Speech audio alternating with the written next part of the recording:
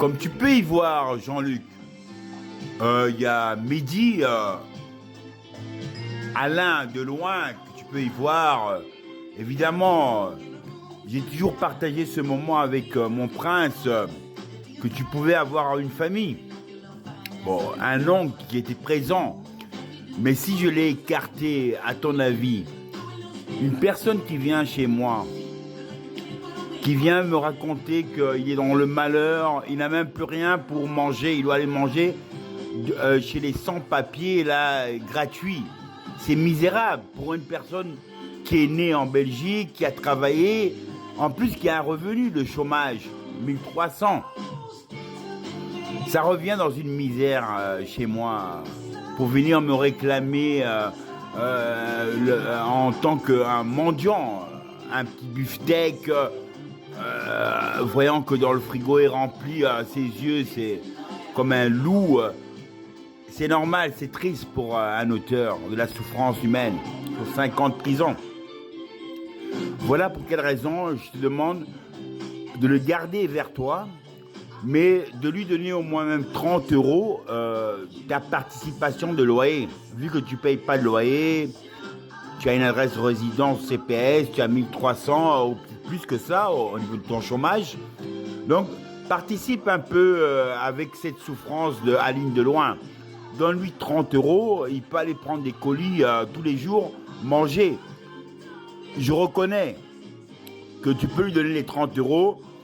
Monsieur peut-être va aller directement pour aller acheter 2 sachets de poudre pour aller se parfumer, un paquet de cigarettes, après c'est fini. Après, il est dans la merde. Mais après, quand il revient, il va dire « Ouais, c'est la faute de Jean-Luc, d'Yvan. Jean-Luc, il paye ses trucs, il garde pour lui, il veut rien me donner. » Mais à un moment, je dis « Mais qui est le coupable et le misérable dedans ?» C'est Aline, comme tu peux voir. Je suppose que tu dois même lui donner peut-être même ces 30 € qui sont rien. Mais après, il va me dire le frigo est vide. Jean-Luc paye ses trucs pour lui, il est égoïste. Mais dans quel sens, étant donné que toi, tu reçois aussi ton argent, tu peux payer tes trucs à toi. Donc, je ne partage pas ce genre de personnages qui ne sont pour moi que des misérables et des minables dans la vie. Millionnaire un jour et devenant pauvre chômeur du lendemain. Donc ce genre de personnage, il m'apporte rien. Sur les 5 ans de prison que j'ai fait, je n'ai même pas reçu 1 centime, ni mon fils, même un petit cadeau.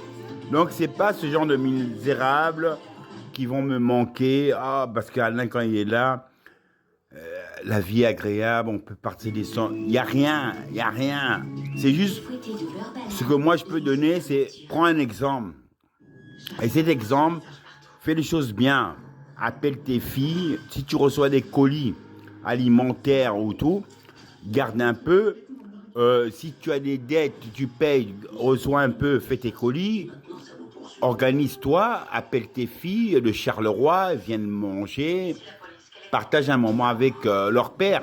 Et pas être un minable, ne jamais avoir appelé ses enfants, ses filles, et venir chez moi pour se plaindre des autres, Alain, Jean-Luc, Yvan, ça et ça. Et toi, et lui est la plus grosse merde parce que quand vous pouvez même miser, je peux comprendre, vous pouvez être victime de ça, mais quand vous avez misé, cette misérable, Aline de loin, va venir ramasser les miettes, tac, tac.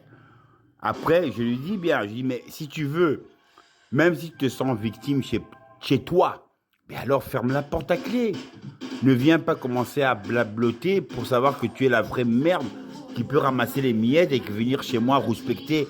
Ouais, Alain, oui, Jean-Luc, ouais, mais il prend tous ces trucs pour lui, il me donne rien. Ses produits, et quand il va se laver, même à manger, quand il vient, il vide le frigo. Mais c'est une merde reste une merde.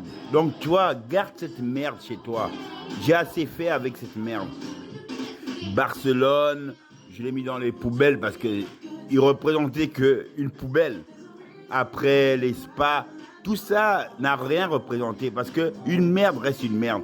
Et moi, j'ai besoin de voir plus loin. Donc je ne peux plus venir me voir avec une personne que tu as envie d'aider, mais qui n'est nulle part et qu'il est toujours dans cette merde et qui vient manigancer comme si c'était devant mon prince d'amour, évidemment, comme si c'était un ange. Regarde, moi je suis ton ange, un ange, une vraie merde. Si c'était vraiment une personne qui était vraiment valable envers moi et envers mon fils, mais avec ces 200 000 euros, il aurait même offert un cadeau à mon fils. Rien.